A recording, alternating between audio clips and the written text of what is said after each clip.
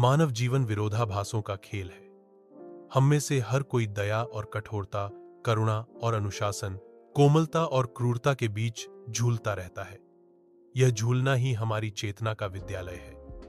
यदि हम केवल कोमल हों तो लोग हमें हल्के में लेने लगते हैं और हम स्वयं भी अपने भीतर की क्षमता को गोंवा बैठते हैं। यदि हम केवल कठोर हों तो हम जीवन से प्रेम और करुणा खो देते हैं और मशीन जैसे बन जाते हैं। इसलिए सच्चा मार्ग है बाहर करुणा, भीतर कठोर अनुशासन। मानव मन को गहराई से जानने के लिए मानव मंथन चैनल को सब्सक्राइब करें। दयालुता केवल एक नैतिक शिक्षा नहीं है, बल्कि आत्मा का स्वभाव है। जब हम दूसरे को देखते हैं तो वहां भी स्वयं का प्रतिबिंब पाते हैं। उपनिषद कहते हैं, सर्वम खल्विदम ब्रह्म, जो कुछ है वही ब्रह्म है। इस दृष्टि से दया कोई विकल्प नहीं, बल्कि एक अनिवार्यता है। जब हम किसी की पीड़ा देखते हैं और उसके प्रति कोमल हो जाते हैं तो हम वास्तव में अपने ही एक हिस्से को सहारा देते हैं। दयालुता में शक्ति छुपी होती है, क्योंकि यह अहंकार को तोड़ती है। जो व्यक्ति करुणा में जीता है वह दूसरों के हृदय में जगह बना लेता है। किंतु यह दया कभी कभी हमारे अनुशासन की शत्रु भी बन सकती है। आत्म अनुशासन का कठोर सत्य, हम दूसरों के लिए दयालु हो सकते हैं, परंतु अपने लिए हमें निर्दयी होना पड़ता है, क्योंकि आलस्य, मोह, वासनाएं और सुख की लालसा हमारे भीतर से हमें कमजोर करने आती हैं। गीता में कृष्ण अर्जुन से कहते हैं, उद्धरेदात्मनात्मानम, मनुष्य को स्वयं अपने द्वारा उठना है। इसका अर्थ है कि कोई और हमें बचाने नहीं आएगा, हमें स्वयं को बचाना है। और यह तभी होगा जब हम अपने सुख सुविधा के मोह को काटेंगे। स्वयं पर क्रूर होना मतलब है नींद का मोह त्याग कर सुबह उठना, जीभ की इच्छाओं को काटकर संयमित भोजन करना, भय का सामना करके आगे बढ़ना, आलस्य को मारकर श्रम करना। यह क्रूरता वास्तव में प्रेम है, क्योंकि यह हमें हमारे सर्वोच्च स्वरूप तक पहुंचाती है। दया और क्रूरता का संतुलन प्रश्न है, हम दोनों को कैसे साथ रखें? उत्तर है, दूसरों पर दया, स्वयं पर कठोरता।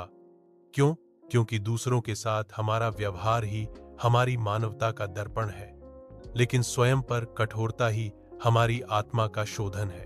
यदि हम दूसरों पर कठोर होंगे और स्वयं पर ढीले तो अहंकारी और क्रूर बन जाएंगे। यदि हम दूसरों पर दया करेंगे और स्वयं पर भी ढील देंगे तो कमजोर और दिशाहीन हो जाएंगे। इसीलिए सही संतुलन है दूसरों के आंसू पोंछना, लेकिन स्वयं के आंसुओं को छुपाकर आगे बढ़ना। कठोर अनुशासन की आग में आत्मा का शोधन। जब हम स्वयं पर क्रूरता करते हैं तो भीतर एक अग्नि प्रज्वलित होती है। यह अग्नि हमारी वासनाओं, आलस्य और मोह को जला देती है। यह अग्नि ही हमें साधक बनाती है। तपस्या का अर्थ यही है, स्वयं को जलाना ताकि भीतर की शुद्धता प्रकट हो। रामकृष्ण परमहंस कहते थे, मनुष्य को लोहे की छड़ जैसा बनना चाहिए जो आग में तपकर तलवार बन जाती है। अनुशासन की पीड़ा बाहर से कठोर लगती है, परंतु भीतर यह आत्मा को उज्ज्वल करती है। करुणा की शक्ति से समाज का निर्माण। यदि हर मनुष्य केवल अपने लिए कठोर हो जाए और दूसरों के लिए दयालु, तो समाज बदल जाएगा।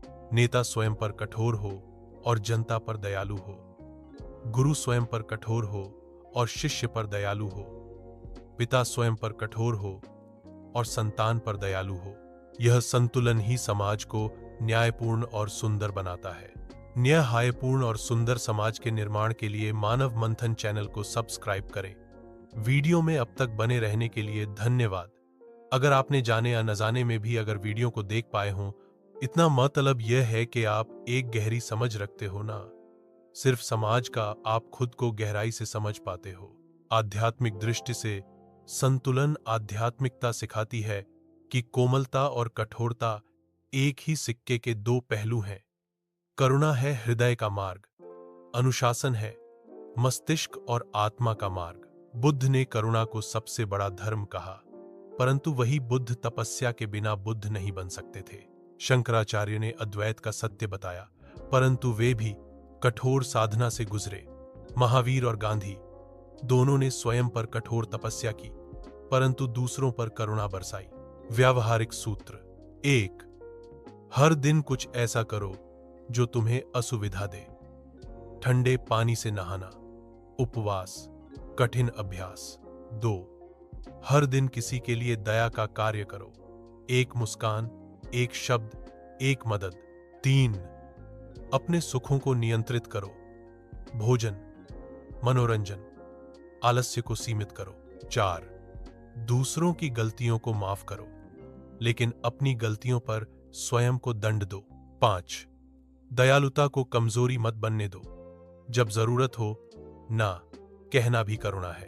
अंतिम दृष्टि कठोरता में ही दया है। यदि हम स्वयं को अनुशासित नहीं करेंगे तो धीरे धीरे हमारी दया भी खो जाएगी, क्योंकि हम कमजोर हो जाएंगे। यदि हम अपने भीतर क्रूर नहीं होंगे तो बाहर करुणा निभाना असंभव होगा। इसीलिए कहा जा सकता है, स्वयं पर क्रूर होना ही दूसरों पर दयालु होने की पहली शर्त है। उपसंहार, जागरण का आह्वान जीवन एक युद्ध है। यह युद्ध बाहर नहीं, भीतर लड़ा जाता है। एक योद्धा बनो, बाहर मुस्कान और करुणा लिए हुए, भीतर अग्नि और कठोर अनुशासन से तपते हुए। यही है जागरण का मार्ग। यही है वह संतुलन जिससे मनुष्य देवत्व की ओर बढ़ता है। दोस्त, याद रखो, दूसरों के लिए कोमल रहो, अपने लिए कठोर रहो। इसी में ही शक्ति है, इसी में ही मुक्ति है। दोस्तों, धन्यवाद आपका कि आपने वीडियो को अंत तक देखा। And obviously thank you for your thoughts.